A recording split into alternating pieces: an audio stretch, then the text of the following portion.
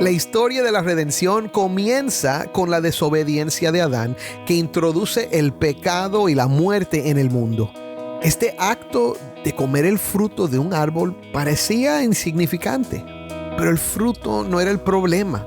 El problema es que la comunión de amor, la conexión vital entre Dios y el hombre quedó afectada al violar las condiciones del pacto de obras. Las consecuencias fueron devastadoras, mi hermano, no solo para ellos, sino para toda la creación. La ruptura de la relación entre Dios y los hombres trae consigo sufrimiento, muerte y alienación. La caída no es solo un evento histórico, es un cambio radical en la condición humana.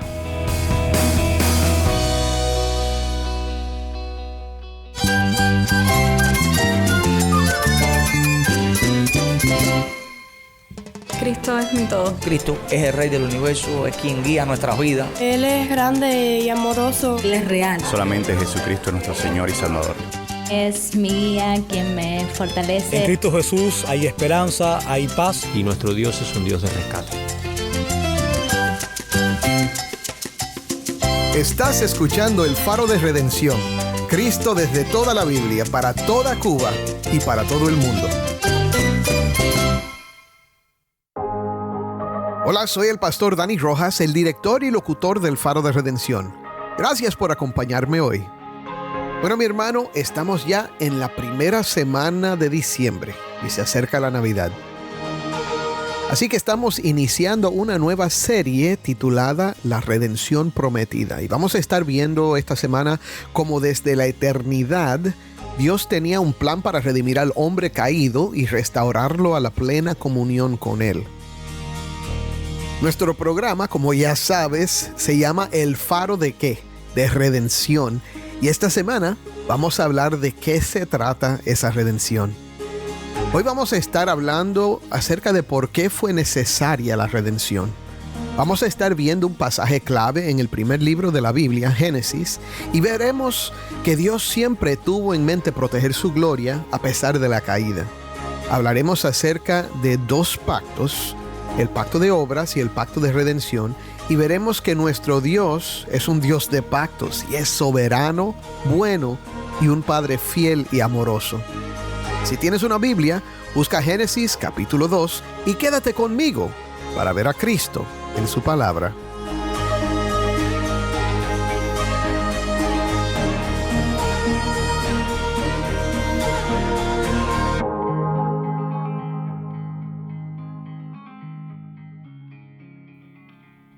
Vamos primero a nuestro segmento de preguntas y respuestas.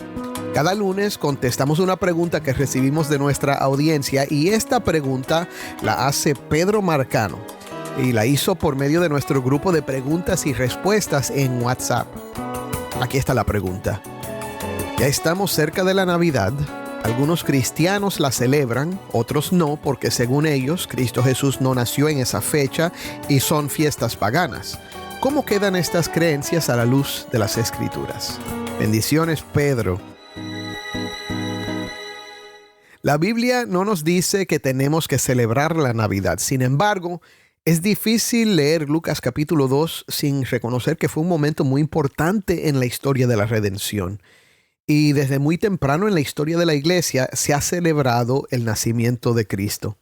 En cuanto a lo de ser una fiesta pagana, la fiesta que algunos sugieren que la Navidad reemplazó, en realidad no era popular cuando se comenzó a celebrar la Navidad y no era precisamente el 25 de diciembre tampoco. La iglesia no comenzó a celebrar la Navidad hasta el cuarto siglo después de Cristo, pero algunos escritores cristianos de esos tiempos ya hablaban de algunos grupos que hacía tiempo lo celebraban el 25 de diciembre. La fecha de la Navidad se establece en base a varias cosas. La fecha en que Zacarías estaba ministrando en el templo cuando se le anunció que su esposa Elizabeth iba a quedar embarazada y la fecha en que se cree que Jesús fue concebido en el vientre de María, que era el 25 de marzo, y su nacimiento 9 meses después sería el 25 de diciembre. Agustín en el cuarto siglo escribió que esto era lo que la iglesia había creído ya hacía mucho tiempo. Sin embargo, La fecha no es importante. La importancia está en lo que celebramos, la encarnación del Verbo y el nacimiento del Mesías prometido. Podemos afirmar que al relatar la historia de su nacimiento, las Escrituras le dan mucha importancia al evento. Y además, su nacimiento como el cumplimiento de las promesas sobre la redención añaden peso bíblico a la celebración. Y también debemos considerar su valor para recordarnos cada año del amor que Dios mostró al enviar a su Hijo para salvarnos y también para compartir el Evangelio con los demás que quizás celebran la fecha sin conocer a Cristo.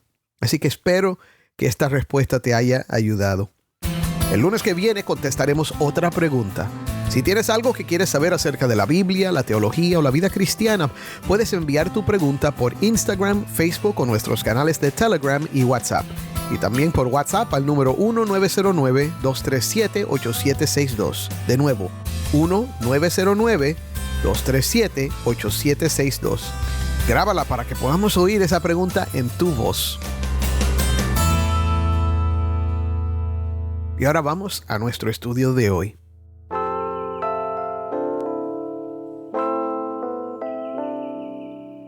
La redención en Cristo es el tema central de toda la Biblia. Desde Génesis hasta Apocalipsis, los autores bíblicos, inspirados por el Espíritu Santo, narran lo que Dios ha hecho para ofrecer esta redención. ¿Pero qué es la redención?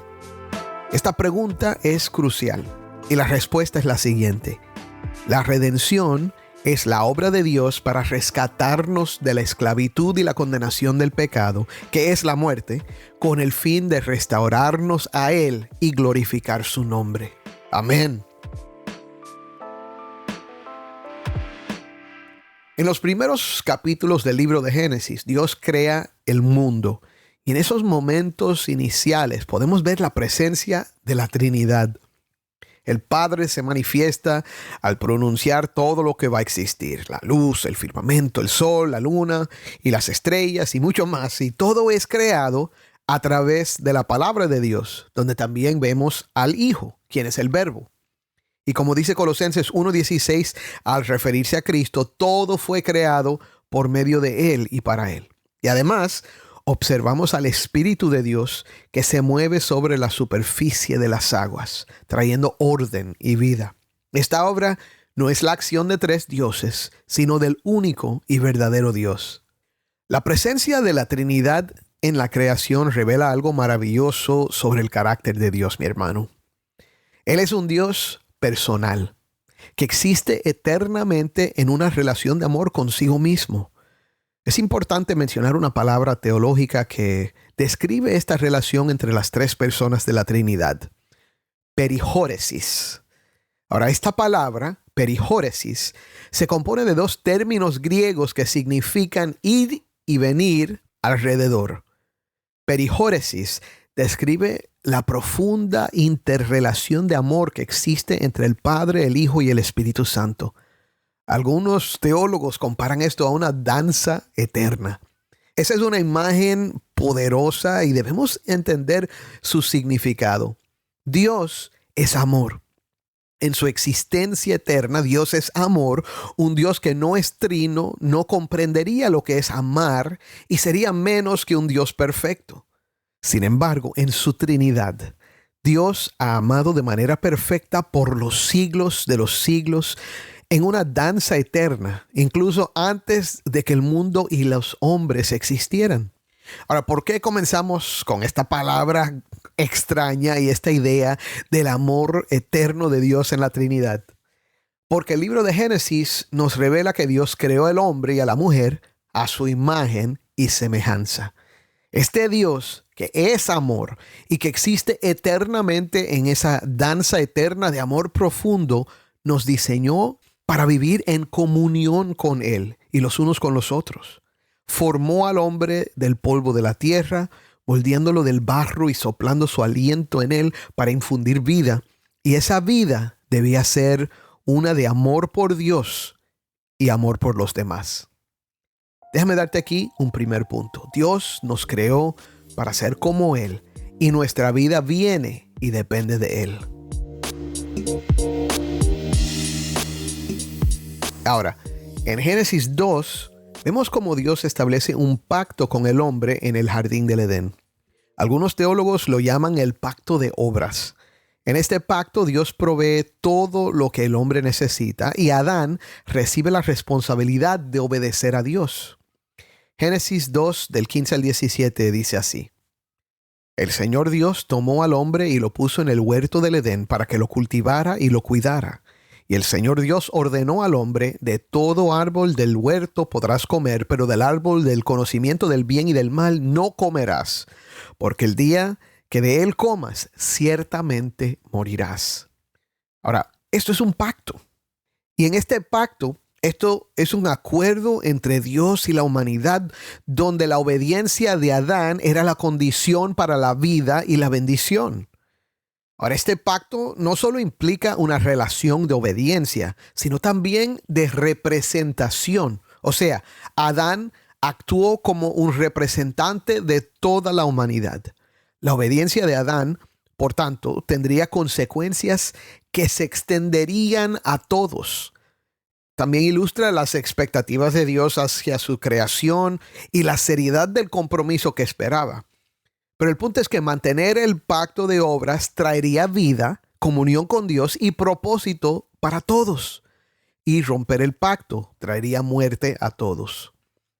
En el capítulo 3 de Génesis, entonces, vemos a la mujer que escucha la voz de la serpiente y la serpiente la engaña y la hace dudar de la bondad y la veracidad de Dios. El hombre y la mujer entonces comen del árbol prohibido y la desobediencia de Adán rompe el pacto. Ahora, ¿cómo afectó esa desobediencia de Adán la creación y nuestra relación con Dios? Ahí está la pregunta. La historia de la redención comienza con la desobediencia de Adán, que introduce el pecado y la muerte en el mundo. Este acto de comer el fruto de un árbol parecía insignificante, pero el fruto no era el problema. El problema es que la comunión de amor, la conexión vital entre Dios y el hombre quedó afectada al violar las condiciones del pacto de obras. Las consecuencias fueron devastadoras, mi hermano, no solo para ellos, sino para toda la creación. La ruptura de la relación entre Dios y los hombres trae consigo sufrimiento, muerte y alienación. La caída no es solo un evento histórico. Es un cambio radical en la condición humana. Desde ese momento, el pecado se convierte en una realidad que afecta a cada persona nacida en este mundo, separándonos de la pureza y la comunión con nuestro Creador y los unos con los otros. Toda la creación se ve afectada y la humanidad enfrenta la maldición del pecado. La caída fue una decisión que transformó el mundo. Las consecuencias inmediatas de la caída, tal como se describen en el libro de Génesis, tienen profundas implicaciones para la humanidad y la creación. Déjame darte 8 consecuencias clave. Primero, separación de Dios. La consecuencia más significativa de la caída es la separación espiritual entre Dios y los hombres. La desobediencia de Adán resultó en su expulsión del jardín del Edén. Y esto fue una relación rota con Dios. Eso lo podemos leer en Génesis 3, del 23 al 24. Segundo, culpa y vergüenza. Después de comer del fruto prohibido, Adán y Eva se hicieron conscientes de su desnudez y sintieron vergüenza. Intentaron esconderse de Dios, se taparon con hojas y esto indica una pérdida de inocencia y la introducción de la culpa. Génesis 3 del 7 al 10, ahí lo pueden leer. Maldiciones y sufrimientos, esa es la tercera cosa. Dios pronunció maldiciones específicas como consecuencias de las acciones de Adán y Eva. Para Eva, esto incluyó un aumento del dolor en el parto, Génesis 3:16. Para Adán implicó que su trabajo de ahora en adelante sería difícil con el sudor de la frente, ya que la tierra sería maldecida y produciría espinas y cardos, Génesis 3 del 17 al 19. Cuarto, la muerte. Aunque Adán y Eva no murieron inmediatamente en un sentido físico, la muerte espiritual entró al mundo. Esto significa, otra vez, separación de Dios y la eventual muerte física para todos los hombres. No hay nadie que se escape de eso, ya que el pecado trajo la mortalidad. Eso lo puedes leer en Romanos 5:12. Número 5. Alienación de la creación. La relación armoniosa que la humanidad una vez tuvo con la creación fue interrumpida. La tierra se volvió difícil de cultivar y el equilibrio de la naturaleza se vio afectada, llevando a luchas y conflictos dentro del orden creado. Solo tenemos que recordar los huracanes recientes para entender lo que esto significa. Número 6. Conflicto humano. La caída introdujo enemistad y conflicto entre las personas. Esto se puede ver en la historia de Caín y Abel un poco después, donde Caín mata a su hermano por celos.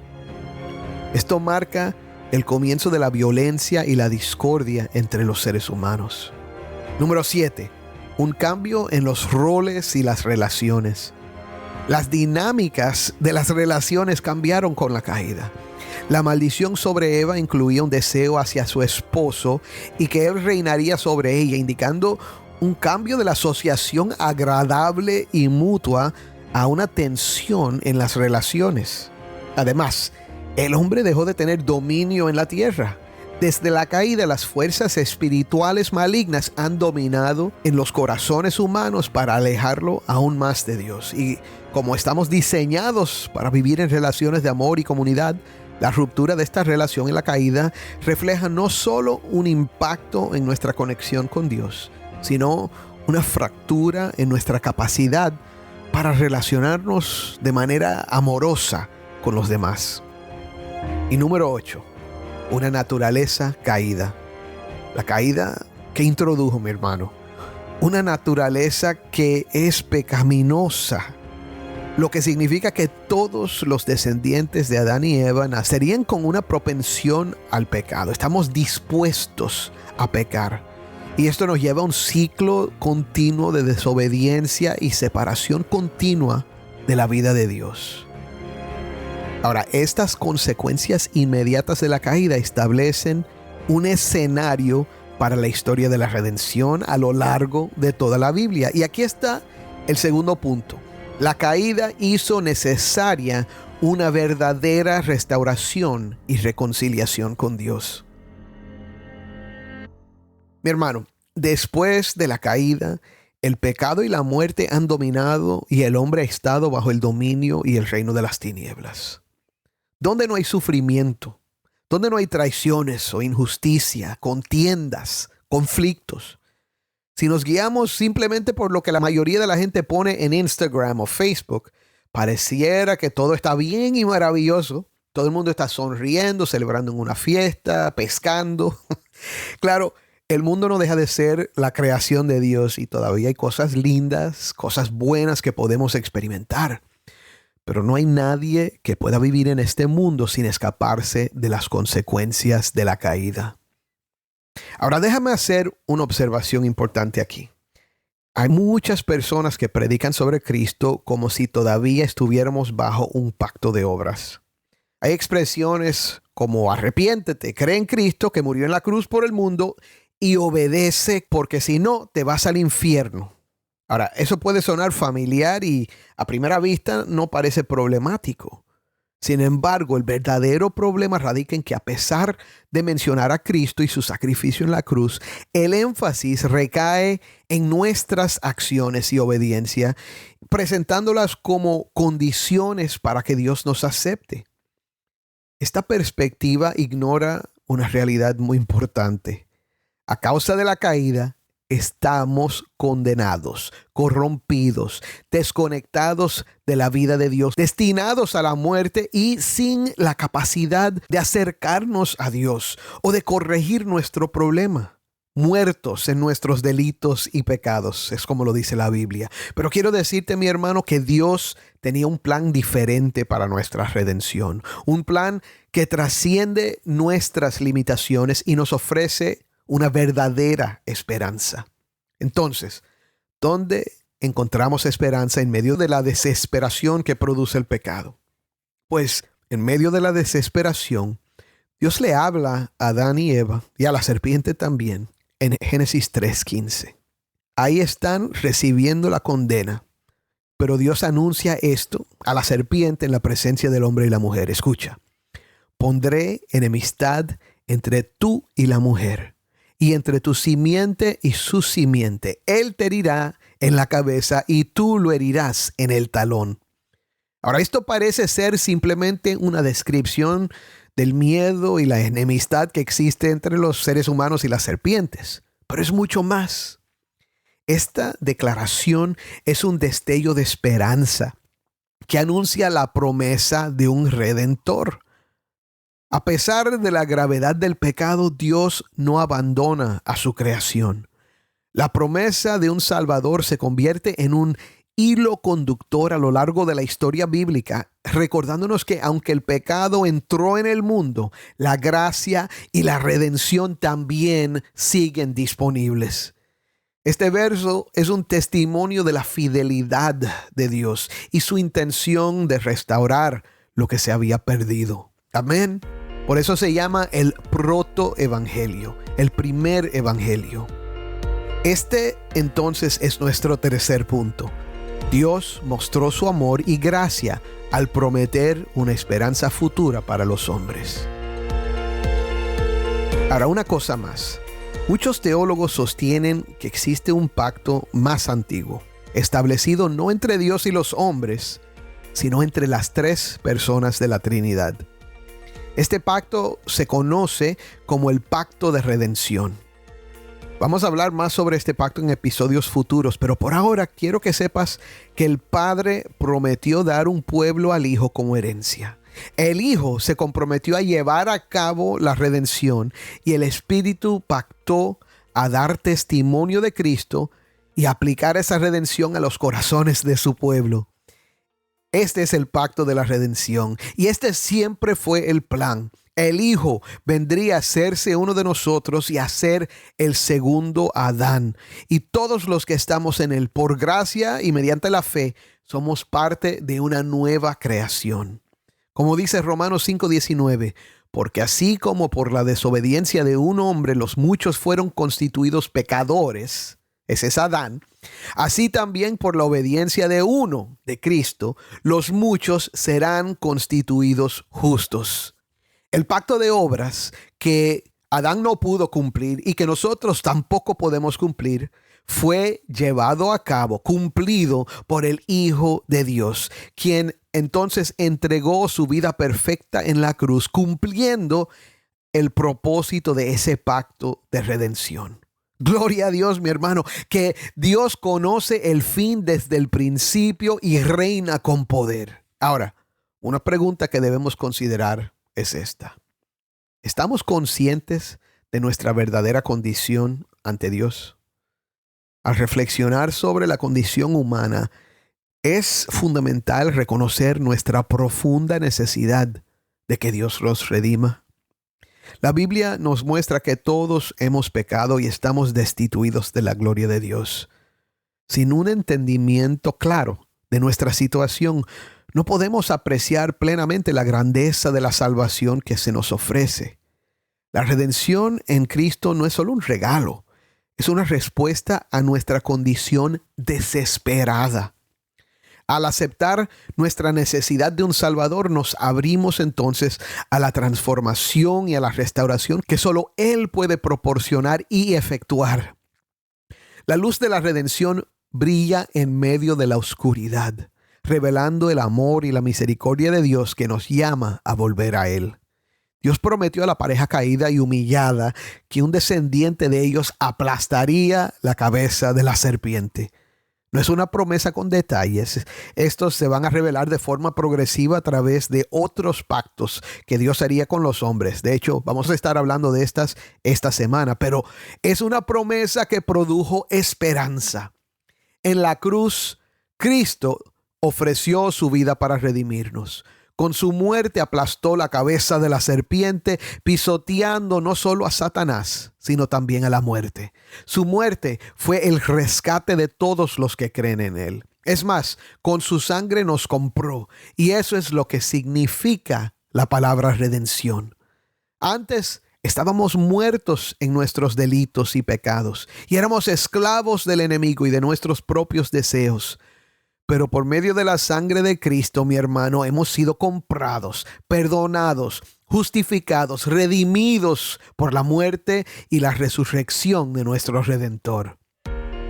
Efesios 1:7 dice así: en Él tenemos redención mediante su sangre, el perdón de nuestros pecados según las riquezas de su gracia.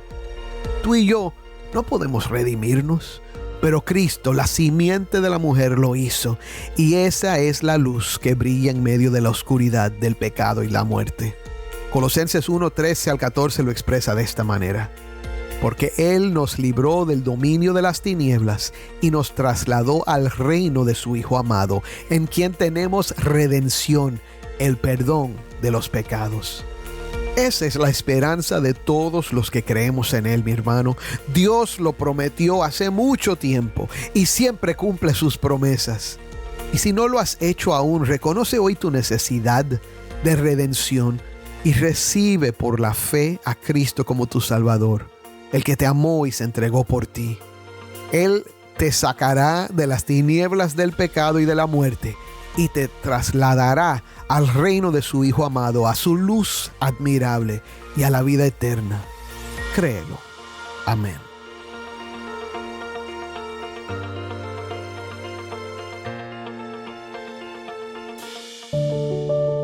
Oremos. Padre, yo te doy gracias por este tiempo en tu palabra. Señor, gracias porque tú nos has dado esta promesa de redención.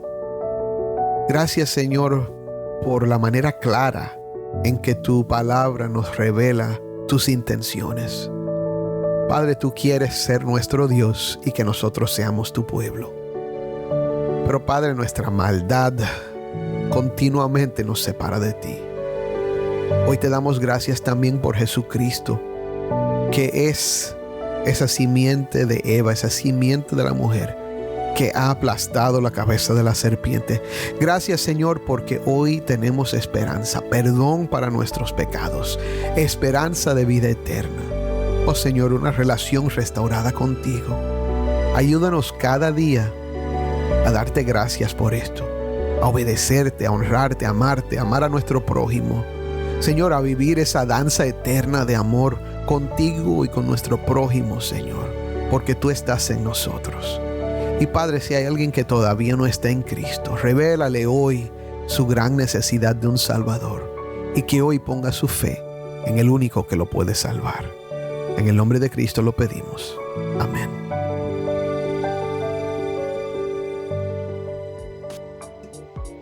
¿Tienes una historia que contarnos sobre cómo el Faro de Redención está impactando tu vida? Mándanos un correo electrónico a ministerio@elfaroderedencion.org. Y no olvides buscar el perfil del Faro de Redención en Facebook, Instagram y Twitter, donde encontrarás diariamente más recursos para animarte en tu fe.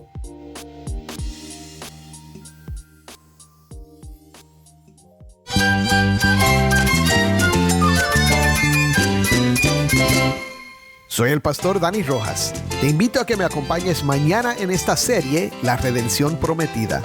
El Faro de Redención, Cristo desde toda la Biblia para toda Cuba y para todo el mundo.